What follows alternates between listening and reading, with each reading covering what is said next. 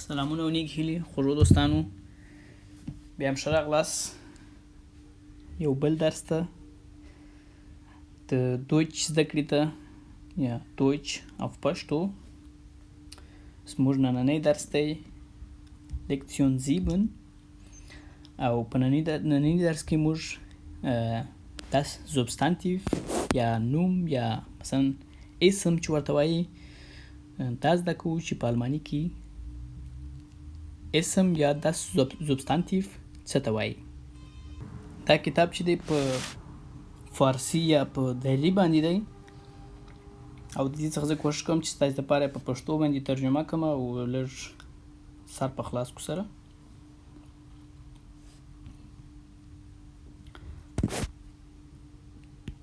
Das Substantiv چې په آلماني کې نوم ته یا اسم ته مثلا وایي یا تقریبا مثلا nouns چې ورته وایي په انګلیسي باندې،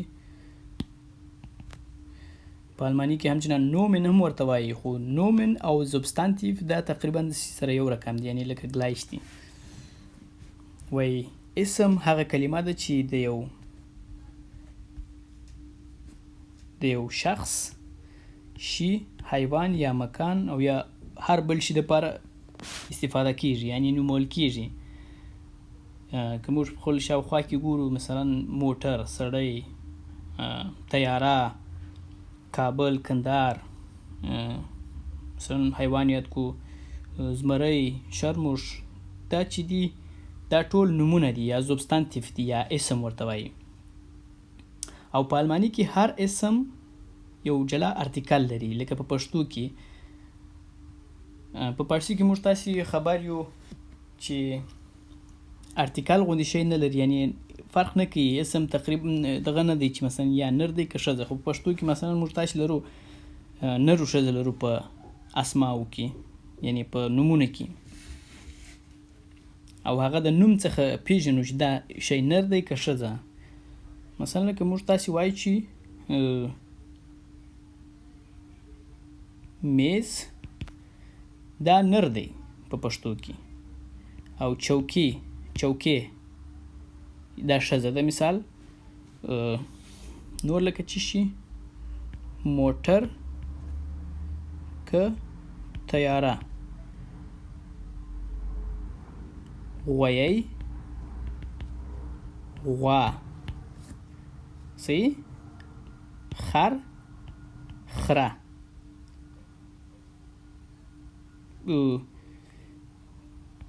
چرګ چرګه، صحیح ده. په همدا ډول نور مثالونه. خو موږ تاسې تقریبا په اخره یې باندې پوهېږو چې دا یو اسم، دا اسم نر و که دا ښځه وه، مثال، صحیح.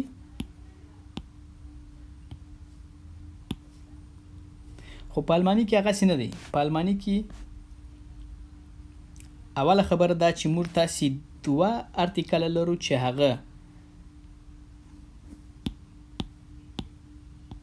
مذکر یا نر او مؤنث یا ښځه یا ښځینه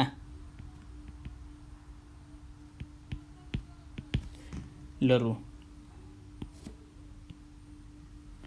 خو په آلماني کې چې بیا دي دوی درې ارتیکله لري چې هغه der، die او das دی.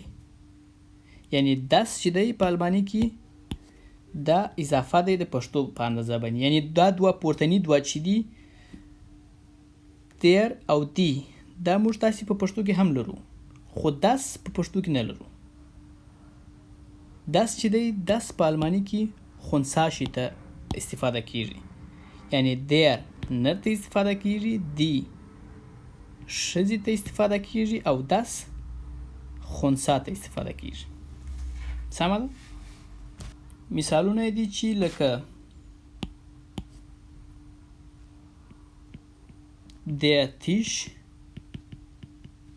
der Tisch, die Wand, die Wand, au das Buch. دا مثالونه دي چې موږ تاسې وویل چې دیر نر ته، دی ښځې ته او دس خنثی ته استفاده کیږي. او بله خبره چې ده موږ تاسې په جمع کې دواړو ته جمع لرو. سی یعنی څنګه؟ یعنی داسې چې موږ تاسې که د مثال په توګه خر کلمه جمع ته واړوو نو جمع یې مساوي کیږي په خره. صحیح؟ او که خره، صحیح، خره جمع ته واړوو نو مساوي کیږي په خرې. صحیح؟ یا مثلا غوا یا غویی، غویی جمع یې غوایی، غوا جمع یې غواوي. په دا رقم باندې کیږي.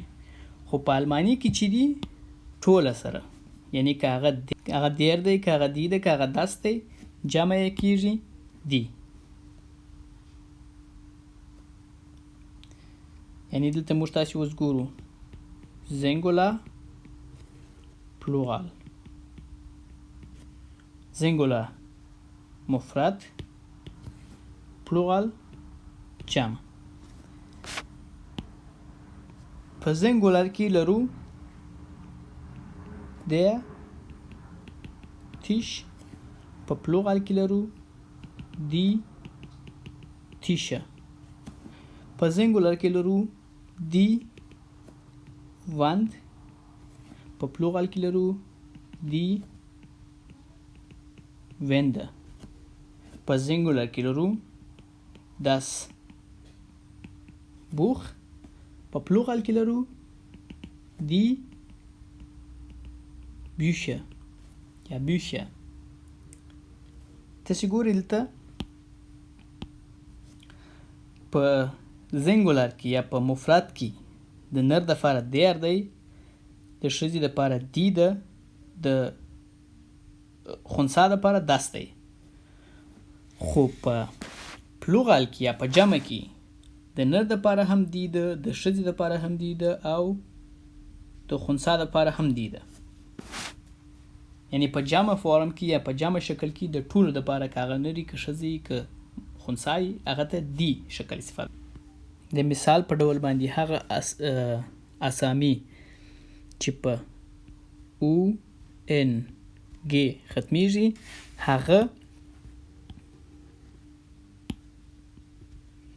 هغه دی دی.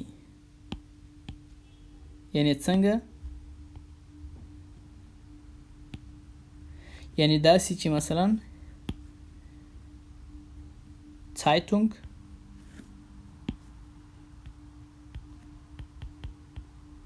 Zeitung ارتیکل چی دی؟ دلته په او ان ګ ختم شوی دی نو ارتیکل دی دی. صحیح؟ Kleidung،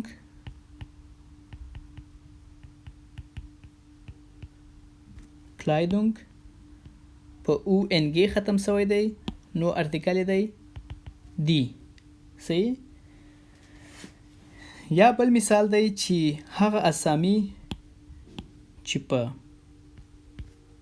Zeit ا او ګ باندې ختمیږي د هغه ارتیکل دی das.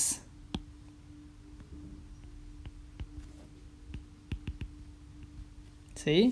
لکه یعنی دا ویل کېږي Zeug، لکه Feuerzeug،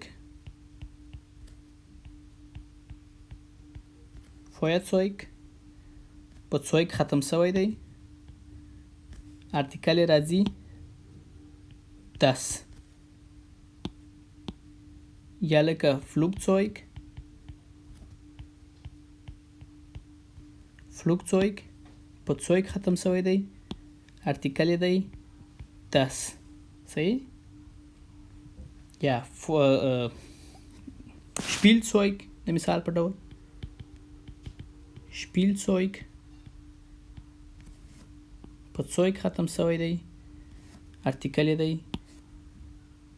das صحیح په دغه ډول باندې نور مثالونه دي مثلا لکه Fahrzeug چیش و چیش بل مثال ته راځو وایي هغه شیان چې په طبیعت کې مثلا معلومي چې مثلا موږ تاسې پوهېږو چې فاته پلار ته وایي او پلار مذکر دی نو ارتیکل یې هم der دی صحیح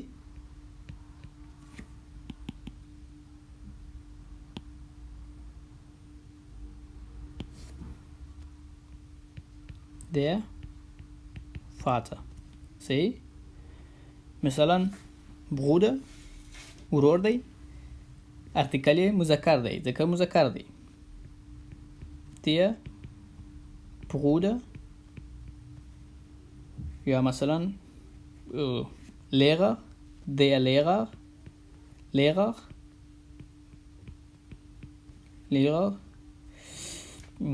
der Nachbar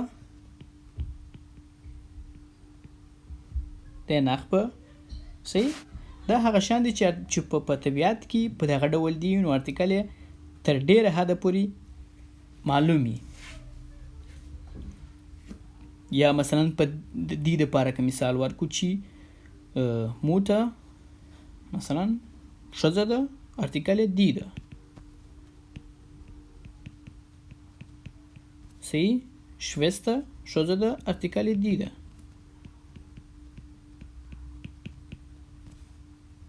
دغه ډول باندې Lehrerin دلته ګورئ تاسې ما مثال ورکړئ Lehrer چې استاد ته وایي یا معلم ته وایي چې نر وي خو کله چې دا ښځه وي نو بیا Lehrerin ورته وایي die Lehrerin صحیح der Nachbar die Nachbarin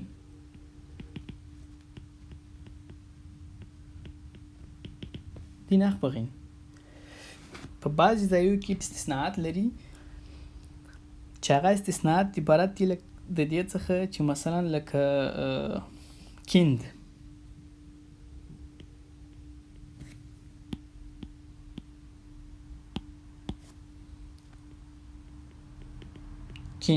صحیح kind که هغه kind هلک ته کوچني ته وایي مثلا که هغه هلک که هغه نجلۍ ارتیکل یې دی das صحیح das kind یعنی دا په طبیعت پورې اړه نه لري مثال چې دا هلک وایي دا kind هلک او ته ورته وایي چې der kind غلط دی که دا نجلۍ او ته ورته وایي چې die kind بیا هم غلط دی kind ارتیکل das دی یا Mädchen نجلۍ ته وایي چې کوچنکۍ مثلا کوچنکۍ نجلۍ ته وایي دا هم موږ تاسې پوهېږو چې نجلۍ ده مثال ښځه ده خو ارتیکل یې دی نه دی das دی das Mädchen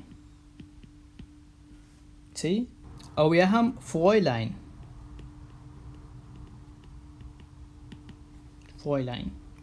یو پیغلې ته وایي das Fräulein صحیح